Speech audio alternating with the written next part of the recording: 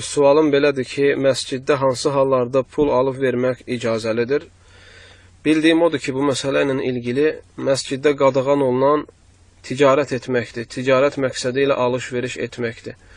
Və ticarət edərkən nəyisə satıb pul vermək və yaxud da nəyisə alıb pulunu vermək və yaxud da nəyisə satıb pulunu almaq.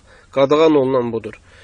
Yəni ticarətlə ilgili və yaxud da ticarətlə ilgili şəxsi mənfəətlə pul alıb vermək icazəli deyil. Lakin tutaq ki, məsciddə bir dilənçi üçün və yaxud bir ehtiyacı olan üçün və yaxud da dini bir mənfəət üçün ümumən pul toplanır.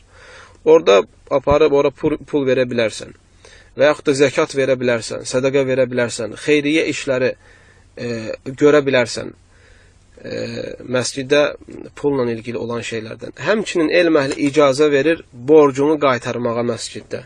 Yəni tutaq ki, nə vaxtsa insandan pul almışsan borc və yaxud da mal almışsan borc. Sən aparıb o pulu məsciddə qaytara bilərsən. Ümumiyyətlə bu barədə 4 məzhəbin 4-ündə də dəlil var buna. Məsələn, Muxtasarul Xalilə baxa bilərsiniz. İmam Darduşinin Bid'a kitabında gəlir həmçinin. İbn Nəcinin Şərh-i Risalə kitabında. Həmçinin Xattabın Məvahibul Cəlil kitabında. Bunlar 4 məzhəbin kitablarıdır. Bunlarda hamısında zikr olunur ki, yəni bir insanın borcu varsa qaytara bilər, hətta məscid olsa belə. Amma qaldı bundan əlavə ticarət olarsa, buna oxşar şeylər olarsa, alış-verişdən uzaq durmaq lazımdır və qadağandır.